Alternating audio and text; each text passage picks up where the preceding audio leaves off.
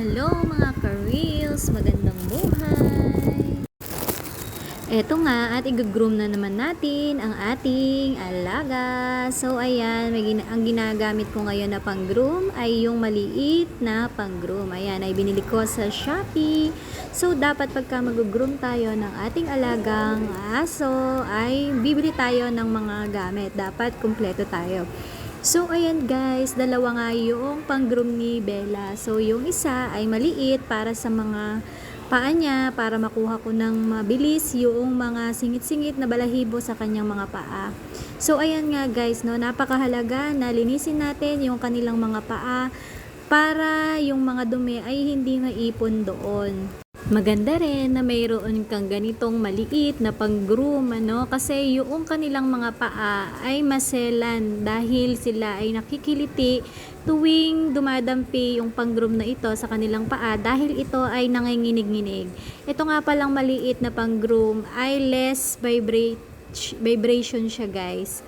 So, ayan, nakita nyo naman kung paano ko siya i-groom. Hindi siya ganun kalikot kasi hindi siya nakikiliti. So, ayan, tingnan nyo naman guys, feel na feel nga niya yung pagtatanggal ko ng mga balahibo sa kanyang kamay at mga paa. So, ayan guys, ngayon naman ang gamit natin ay yung malaking pang-groom. So, ayan guys, yan ay ginagamit ko sa kanyang katawan para mabilis na matanggal yung mga balahibo. Zero nga pala yung ginamit kong pang-groom sa kanya. Kaya ako nga siya ginroom dahil nagkaroon siya ng allergy sa pagkain guys. So ayan, iingatan natin guys yung mga pinapakain natin sa ating mga alaga dahil sila ay maselan talaga sa mga pagkain, lalo na yung mga malalansa guys.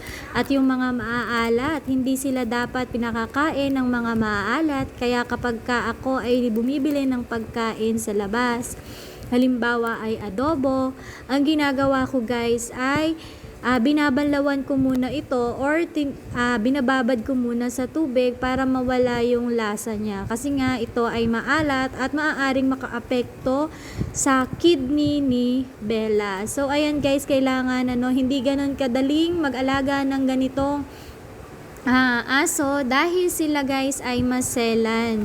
So, dapat guys ay aalamin din natin kung ano yung mga bagay na dapat at hindi dapat sa ating mga alaga para maprotektahan natin sila sa anumang panganib or sakit.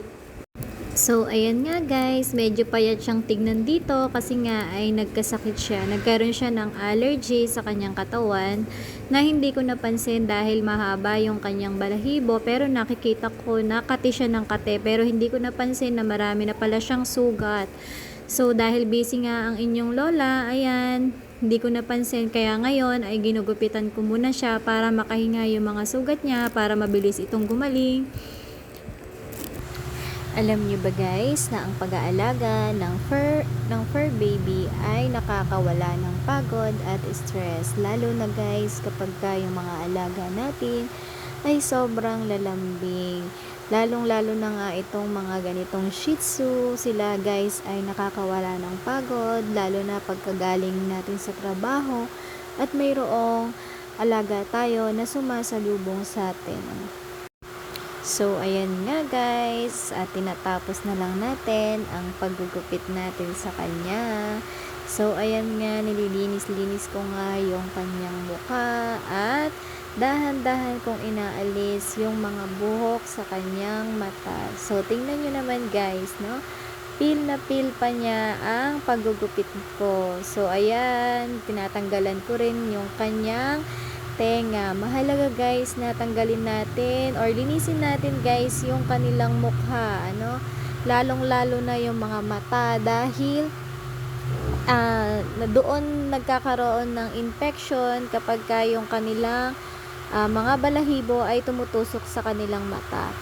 So pati na rin yung kanilang tenga guys, mahalaga na linisin natin ito.